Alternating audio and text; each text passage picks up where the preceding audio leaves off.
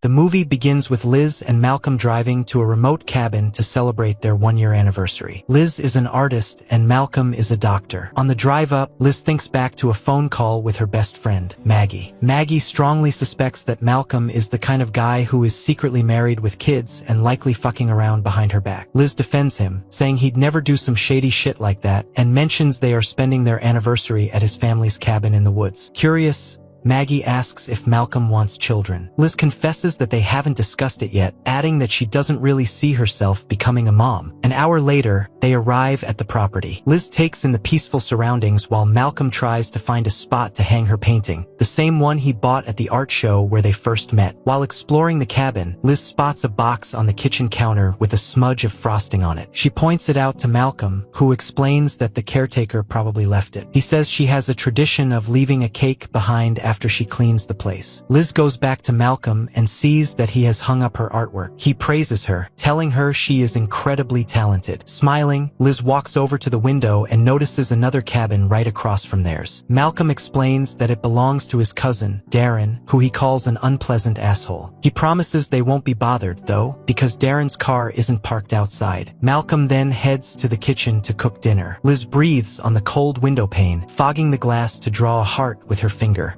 Later, while soaking in the bathtub, Liz hears a faint, creepy voice in the room. She freezes up and yells for Malcolm. He shouts from the kitchen, asking what the hell is wrong. She replies, "Nothing." Liz settles back into the tub, humming quietly and listening to the stream outside. Suddenly, she hears a scraping noise. She whips around but sees absolutely nothing there. That evening, the couple sits down for dinner, and things quickly get playful and flirty. Right as they are having a great time, the doorbell rings. Malcolm goes to check and comes back whispering that his cousin is at the door. Liz isn't in the mood for guests, but Malcolm lets Darren and his date inside anyway. Liz tries to introduce herself, but Darren completely ignores her like a dick. Instead, he introduces Minka, a model who doesn't speak any English. Liz instantly notices that Minka looks totally out of it, almost like she's drugged. Darren confirms this, casually mentioning that Minka loves Molly. Darren then asks to speak with Malcolm in private, and the two men step into another room. Left alone, Minka stares at the cake box and mutters, "It tastes like shit." Before Liz can ask what she means, Darren comes back and says he and Minka need to leave. On his way out, Darren tells Malcolm that Liz is a keeper and advises him not to wait too long. Once they are gone, Malcolm checks on Liz, who admits she is pissed off about being treated like a fucking object. Malcolm apologizes for his cousin's behavior, calling Darren an empty box. Liz replies that the box inside her isn't empty. Malcolm agrees, saying it's filled to the brim, which is one of the reasons he loves her. They make up, and Liz forgives him. They start making out, but before things go any further, Malcolm stops and insists she try the chocolate cake. Liz tells him she hates chocolate. Surprised, Malcolm asks, "Since when?" She explains she's hated it since she was a kid and for the entire time they've been dating. Malcolm apologizes, saying he assumed all women love chocolate and pushes her to give it a try. Wanting to make him happy, Liz takes a bite and says, "Tastes like shit." Around midnight, Liz is having trouble sleeping. She dreams about the stream outside, then suddenly feels a rifle pressed against her head. She wakes up with a violent jump. Bizarrely, she starts craving the chocolate cake. She goes downstairs, finds it, and eats the whole fucking thing uncontrollably. While she stuffs her face, horrifying visions fill her head, screaming women with blood covering their faces. The next morning,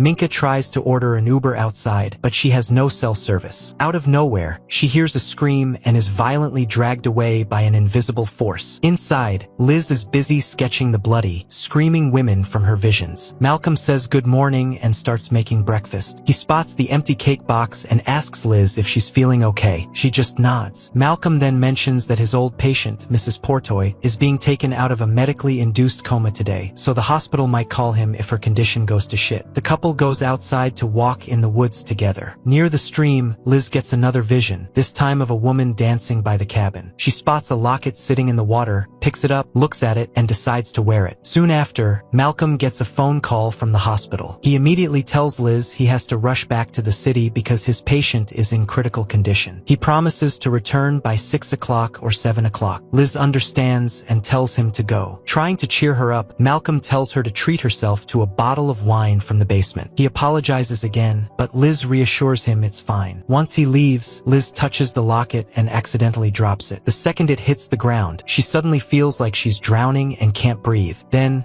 Just as quickly, she catches her breath again. With nothing else to do, Liz calls her best friend. Maggie jokes and asks if the cabin looks like a fortress. Liz answers, hardly. She explains that the only lock in the house is on the bathroom door, and there aren't even any window blinds. She also admits to feeling weird as hell, almost like she ate a magic mushroom. While they chat, Liz spots a figure moving around inside Darren's cabin. Maggie asks how Malcolm is doing. Liz says he's fine and just left for work. Maggie crudely suggests that he actually went back to fuck his wife. Shocked, Liz asks Maggie what the hell her problem is, but Maggie doubles down. She tells Liz she's probably just the side chick and asks if she wants a ride out of there. When Liz points out Maggie doesn't even own a car, Maggie ignores her, insisting Liz shouldn't just sit there acting like a kept woman. Annoyed and hurt, Liz hangs up. Looking outside, Liz sees a pile of trash near Darren's cabin. For a split second, she sees a woman's severed head sitting in the garbage, but when she looks again, it's completely gone. Later on, Liz wakes up from a nap and gets some water. She nearly has a heart attack when she sees Minka standing inside the house. Recovering from the shock, Liz asks how the hell she got in. Minka plainly answers, "I'm inside now." A smaller version of Minka then says, "So am I." Feeling dizzy and slurring her words, Liz asks if Darren is with her. When she turns around, Minka is right in her face, whispering, "Shoo, you'll wake the children." Liz asks where she came from. Minka replies, "From the distant past, and there is why the children think you're their mother." Liz suddenly jolts awake, realizing it was all just a fucked up nightmare. She notices she spilled wine on her pants and the couch. She grabs some cleaning supplies from the storage room and starts scrubbing the stain. As she cleans, she hears the upstairs floorboards creak, followed by a loud knock at the front door. Liz answers it and finds Darren standing there. He yells for Malcolm to open up, saying he brought drinks to celebrate. Liz tells him Malcolm had to rush to the hospital for an emergency. Darren looks suspicious, saying that doesn't sound like Malcolm at all, and wonders why he'd leave Liz alone on their big weekend. He insists she open the door. Reluctantly, Liz lets him inside. Darren walks upstairs, and a moment later asks Liz if she liked the caretaker's cake. Confused, Liz says it tasted fine. He then asks if she feels sleepy, but Liz doesn't answer. Darren invites her to have a drink with him. Liz agrees, and he mentions Malcolm was right, that Liz is something special and not like other girls. Liz excuses herself to use the bathroom. While looking for her phone, she realizes she left it back in the storage room. Meanwhile, Darren grabs a meat cleaver from a drawer and heads toward the bathroom. Liz hears his heavy footsteps and holds her breath, terrified. The footsteps suddenly stop. A second later, she hears a loud thud. After several long minutes, Liz finally sneaks out of the bathroom and goes to the storage room to get her phone. She calls Malcolm, but it goes straight to voicemail. She leaves a message saying his cousin came by and asks him to call back quickly. Liz then hears music playing outside. She calls out Malcolm's name, but nobody answers. Out of nowhere, the kitchen garbage disposal turns on by itself, scaring the shit out of her. She switches it off and carefully reaches into the drain, pulling out Darren's watch. When she turns around, Liz barely holds back a scream. An old woman with a bag over her head is sitting in a chair. Just as fast, the woman disappears, leaving nothing behind but a cake. Panicking, Liz starts packing her bags. She calls Maggie, begging her for a ride because weird shit is happening. Suddenly, the line fills with heavy static, and a distorted, creepy voice interrupts. "No, you are the mother." The call drops, leaving Liz completely freaked out. Eventually, Malcolm gets back to the cabin, acting startled to see Liz for some reason. She tells him she called several times, but Malcolm claims he didn't check his phone. Liz insists someone was inside the house and tells him she's leaving. Malcolm asks who she saw, and she describes an old woman with a bag on her head. Malcolm confirms that it's just the caretaker. Liz then mentions that Darren came over, left his watch in the sink, and vanished. Liz snaps, "He seemed pretty fucking surprised that I was here too." She gathers her things and states that this cabin just isn't for her. Malcolm acts sympathetic and begs her to stay for just one more hour so he can drive her home himself. Liz agrees, but makes him check the whole fucking house to ensure nobody else is hiding inside. Malcolm gladly does it. A few minutes later, he comes back with a bottle of wine and apologizes again for leaving her alone. Still pissed off, Liz jokes, "Because you're a dick." Malcolm nods sheepishly, and they make up once again. Liz playfully calls him a liar for promising to return at 6 o'clock, but showing up way earlier. Malcolm shrugs it off, claiming there was no traffic on the bridge. Curious, Liz asks asks if Mrs. Portoy is doing better. Malcolm, looking a bit drunk, gets confused and asks, "Who?" He quickly tries to cover up his mistake by saying the patient died with her daughters by her side. Liz instantly knows he's full of shit and excuses herself to the bathroom. Inside, she tries to calm her nerves. Malcolm knocks softly on the door and says they can talk things through. Assuming he is married, Liz confronts him about it, but he denies it. Then, Liz hears a soft wailing sound. She looks down and spots a photograph on the floor. It shows Malcolm standing next to a woman and 2 children. Malcolm easily opens the bathroom door, pointing out that it doesn't really lock. Liz holds up the picture and demands to know who the hell the woman is. Malcolm just brushes it off, saying it was a long time ago. When she tells him she's leaving, Malcolm says he can't let her go and asks her to come into the living room. In the living room, Malcolm tells Liz he never wanted her to suffer and swears he truly loves her. He claims that what is about to happen is the most beautiful act of love a person can commit. Horrified, Liz begs him to go back to his fucking family and leave her alone. Malcolm ignores her, explaining that he only expected her to take 1 bite of the chocolate cake, just enough to knock her out. But because she devoured the whole thing, he knew she was special. He goes on to talk about the ghostly women Liz keeps seeing around the house, admitting that even he doesn't know what they actually are. Then,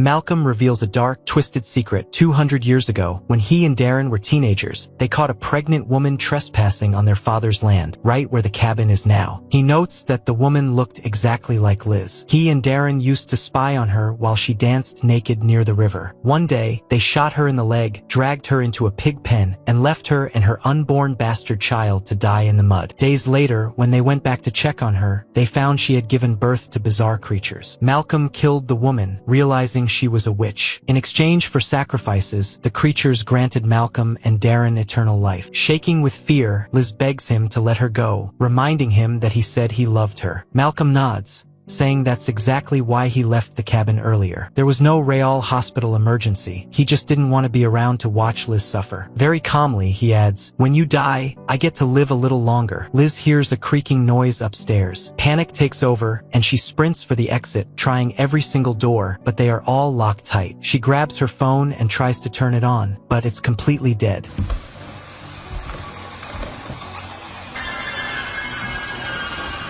A few drops of blood fall onto the screen. Desperate, Liz climbs out to scale down the outside of the cabin and escape. But when she spots the creatures staring at her from above, she loses her grip and falls. A flashback shows the moment Liz opened the locket earlier in the day. The photo inside showed the face of the witch that Darren and Malcolm murdered. Meanwhile, Malcolm packs Liz's personal things into a box, storing them with his sick collection of items from previous victims. In a chilling voice, he introduces Liz to his other victims. Down in the basement, Liz slowly wakes up. She sees strange, pale creatures shifting around in the shadows. One of them is holding the preserved head of the witch, the exact same woman Liz saw in her visions. Terrified but unable to look away, Liz whispers, "Who are you?" The monster answers, "We are your children." Because Liz looks identical to the murdered witch, they believe Liz is their mother reincarnated. The creatures crowd around her, hugging her with a mix of deep awe and longing. Totally overwhelmed, Liz lets out a shaky, fucked up laugh while they wail happily at her presence. Upstairs, Malcolm hears the loud noise and assumes the monsters are killing Liz. He turns up his music to drown out the sounds, totally clueless about what is actually happening below. By the next morning, Malcolm wakes up coughing violently. He has aged decades overnight. His skin is sagging, his hair is completely gray, and he is practically blind. When Liz walks up to him, he only recognizes her by her voice. Weakly, he asks what the creatures did to her. Liz answers calmly, "They asked me to stay." Malcolm argues that the land and everything on it belongs to him. Liz ignores his bullshit and hands him a slice of the same chocolate cake he tried to make her eat. Malcolm refuses at first, but Liz doesn't take no for an answer, gently forcing him to take a bite. Defeated, he swallows it. Malcolm says, "I loved you." Liz gently pats his head and says, "I'm sure you said that to a lot of girls, you piece of shit." She then shoves Malcolm headfirst into a massive vat of thick honey. His face sinks beneath the surface, and he suffocates and dies. So yeah, that was a dot. If you enjoyed the recap, make sure to like the video and subscribe to the channel so you don't miss the next one.